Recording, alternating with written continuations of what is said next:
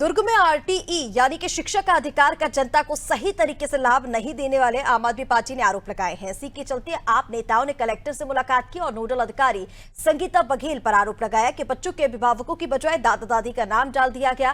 साथ ही 2011 में हुई जनगणना सूची में भी किराएदारों के पक्के मकानों में किराए पर होने के बाद भी अपात्र घोषित कर दिया गया, जिससे पालकों में काफी आक्रोश देखने को मिल रहा है, जिस पर प्रशासन से हस्तक्षेप की मांग की गई है।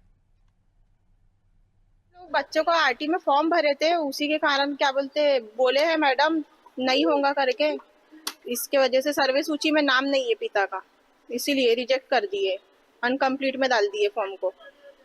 और सर्वे करने आए हैं तब भी बच्चे के दादा का नाम है, बच्चे का दादा का नाम है, इसलिए उन लोग बोल रहे हैं कि पिता का नाम होना, जबकि सर्वे हुआ ही नहीं है 2007 के बाद। जो आवेदन को इनकम्प्लीट किया है तो उसका मुख्य कारण उन्होंने यही बताया कि पिताजी का नाम सर्वे सूची में नहीं है और 20 तारीख के इनकम्प्लीट आवेदनों को आज तक उन्होंने कहते इनकम्प्लीट ही रखा गया है।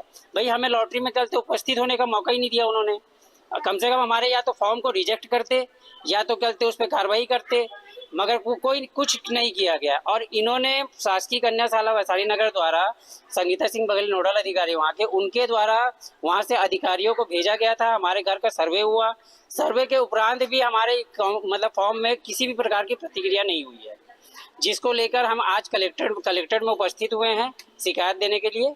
सर्वे सूची में नाम नहीं होना जो बताया जा रहा है बिल्कुल गलत है, क्योंकि जो माता पिता अभी अपने बच्चों के एडमिशन के लिए भटक रहे हैं, यहाँ पे अपने फॉर्म को उनका फॉर्म रिजेक्ट हो जा रहा है, वो तो 2007-8 में वो खुद ही बच्चे रहे होंगे, तो उनका सर्वे सूची में नाम होना ये बिल्कुल ही संभव नहीं। अगर उनके दादा दादी का जिन बच्चों का एडमिशन उनके दादा दादी का नाम है तो बिल्कुल मान्य होना चाहिए। लेकिन शासन की जो योजना है बिल्कुल भ्रष्टाचार से लिप्त नजर आ रही है। हमें ये भी सुनने में आया है कि इसी तरह के मामलों में कई और बच्चों के एडमिशन हुए हैं जहां पे बड़ी रिश्वतखोरी का भी काम चल रहा है।